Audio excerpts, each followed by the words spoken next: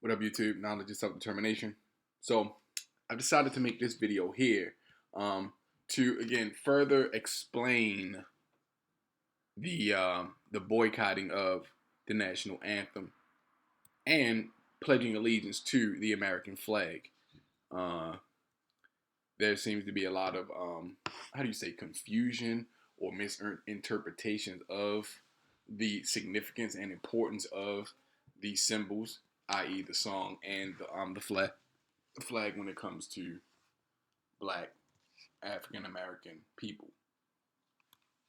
See, what many people do not understand in America, especially Caucasians, is that the American flag, the national anthem, and all those sorts of things do not mean the same things to Black people that they mean to you guys, first and foremost. And also, I wanted to add this. I watched a video that was done by Phil of the Advice Show, and there was I think he was a Marine veteran who was talking to a news reporter about a little boy who had gotten, for the most part, physically assaulted by a teacher because he refused to stand for the national anthem. Right? Jerked him up out of his chair, whatever, and he had another teacher scold him and reprimand him for that. And the veteran was saying, well, maybe if we could talk, he could see my point of view. I just want him to hear me out and see my point of view on the flag and this, that, and the third. See, here's what bothers me. White America, this is just white people in general, not white supremacy, just white America in general, always wants Black people to see their side while always discarding and disregarding our side. You understand? No one ever says, you know what, let's sit down and listen to what the Black people have to say. Maybe we can finally understand where they're coming from. They always want to circumnavigate our argument and focus solely on what they want to say, on what they want to bring to the table. Fuck why Black people are choosing now to, because the more people become educated, the more people are actually starting to boycott the national anthem and the flag, and rightfully so. So I'm gonna go ahead and read this article by this guy here, John Swartz, from The Intercept. I'm gonna read part of the article because it has that third stanza of the national anthem that was taken out because it's so fucking racist. Many people don't know this about the national anthem, but today we're going to put that out there. So, before a preseason game on Friday, San Francisco 49ers quarterback Colin Kaepernick refused to stand for the playing of the Star-Spangled Banner. When he explained why, he only spoke about the present. Quote, I am not going to stand up to show pride in a flag for a country that oppresses Black people and people of color. There are bodies in the street and people getting paid leave and getting away with murder, which is 100% fact and truth, because truth isn't necessarily always a fact, and the fact isn't necessarily always the truth. 100%. But white America wants to ignore this fact, right? They want to ignore this fact. Twitter then went predictably nuts, with at least one 49ers fan burning Kaepernick's jersey. Almost no one seems to be aware that even if the U.S. were a perfect country today, now listen to this, it would be bizarre to expect African American players, and I would add people, period, to stand for the Star-Spangled Banner. Why? Because it literally celebrates the murder of African Americans. Few people know this because we only ever sing the first verse. But read the end of the third verse and you'll see why. The Star-Spangled Banner is not just a musical atrocity, it's an intellectual and moral one too. And here it is, it's highlighted here. No refuge could save the hireling and slave from the terror of flight or the gloom of the grave. And the Star-Spangled Banner in triumph doth wave o'er the land of the free and the home of the brave. The Star-Spangled Banner, Americans hazily remember, was written by Francis Scott Key about the Battle of Fort McHenry in Baltimore during the War of 1812. I had been saying that Francis Scott Key wrote the Star-Spangled Banner maybe about 25 or so years before that, after the War of Independence, and I was wrong about that. As you guys can see, the Revolutionary War, the War of Independence, July 2nd. Let's see. Let's look at this in its entirety. Also known as the American War of Independence, was a global war, blah, blah, blah, blah. After 1765, growing philosophical and political differences strained the relationship between Great Britain and its colonies. Blah, blah, blah, blah. British attempts to disarm Massachusetts militia in Concord in April 1775 led to open combat. Militia forces then besieged Boston, forcing a British evacuation in March 1776, and Congress appointed George Washington to command the Continental Army. On July 2nd, 1776, the Continental Congress voted for independence, issuing its declaration on July 4th. So 1776. I was always saying that Francis Scott Key wrote the Star Spangled Banner, the national anthem. I got the place right, but I always said I got the war and the time right. So I wanted to correct myself on the record for that misspoken historical piece of history. But we don't ever talk about how the War of 1812 was a war of aggression that began with an attempt by the U.S. to grab Canada from the British Empire. Now remember, the British Empire had abolished slavery in all of their territories and in the country itself. They abolished slavery, right? And slaves were finding a safe haven in Canada because the Queen of England made Canada a safe haven for slaves escaping the atrocities of America and the abuse and enslavement, of course. And America wanted to take Canada away from the British. Why? So that the slaves will have nowhere to hide. Hence, the third verse, no refuge could save the hireling and slave from the terror of flight or the gloom of the grave.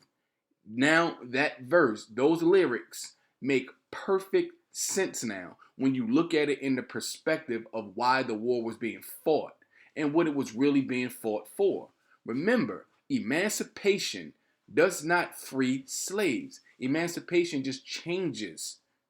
It just changes ownership of slavery from individuals to the state. So when Abraham Lincoln emancipated slaves, some of the slaves, only some slaves, not all the slaves in all the slave states, just the ones that were just the slave states or the Confederate states that were directly involved with the conflict. He emancipated the slaves as a war tactic to get numbers on their side, the same way the British promised slaves freedom if they fought with them against America in the War of Independence and also during the War of 1812. So these things need to be put into perspective. You understand? They need to be put into perspective. Now, the Star Spangled Banner, we just read it. Now, of course, America, always has to counteract anything that we talk about. Its third, like this right here, its third verse uses the word slave, but it may not have referred to chattel slavery in the South. By now, you've probably heard the claim that America's national anthem, the Star Spangled Banner, is an expression of racial hostility towards African Americans and should be either retired or at least acknowledged as a subject of national embarrassment. These reports appear to have influenced the act of vandalism in a Baltimore park this week, in which a statue of Francis Scott Key, the Maryland lawyer who wrote the words to the song during the War of 1812, in the harbor at Fort McHenry, because Fort McHenry is surrounded by water, was defaced with red paint and slogans including racist anthem. But although claims of this sort have been circulating since at least the 1990s, it would not be fair to say that historians are of one mind on whether Key's song blah blah blah blah blah. Exhibit A in critics' account is the anthem's seldom sung third verse, yada yada yada. This is it. The word slave to an American of 2017 is the word is likely to mean one thing only: the system of chattel slavery prevailing in Key's day and blah blah blah. He was from the slaveholding family and litigated many cases involving slavery issues. He argued numerous cases in favor of slaves' freedom, but also prosecuted a prominent abolitionist. Not so clear is what the phrase hireling and slave would have meant to listen to blah blah blah to some. See, this is them trying to interpret or put up their bullshit interpretation of what the lyric mean. The words are fucking clear. Hireling and slave. Hirelings were indentured servants like the Irish and the Asian people who came over to help build America's infrastructure. They were the hirelings. They were the indentured servant and other poor immigrant Europeans who came over in America during this time. You understand? That's what a hireling was. Slaves, let's be fucking perfectly clear here. Everybody knows in America, especially during that time, who the people were that were considered slaves and who that verse is making reference to. So please, please, please stop always trying to fudge the fucking facts and circumnavigate the atrocities that your people have committed. They always try to excuse the things that they've done with these bullshit explanations. That's why they took it out, because it was insulting and it referred directly to slaves. They consider this, but there are other possibilities too. There's some critics who blah blah blah, significant troops fought against Maryland or blah blah blah. Yeah, at the time, slave, hireling, in a minute, had long functioned as English words as a wide-ranging epithet hurled at persons of any and all bullshit.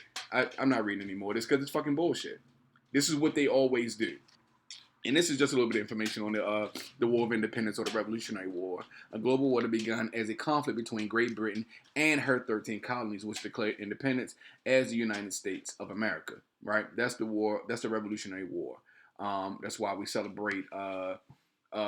America celebrates the 4th of July because America literally, I would say, they what they say is America literally gained its independence. See, on July 2nd, 1776, the Congressional Congress voted for independence, issuing its declaration on July 4th. So that's why, let's see, instead of assisting this effort, Howe took his army on a separate campaign against Philadelphia, blah, blah, blah, defeated Saratoga in 1777. So that's why we celebrate Independence Day on July 4th, in short.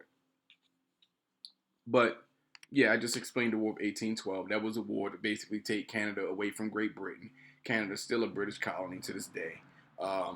And, again, now you see the correlation between the War of 1812,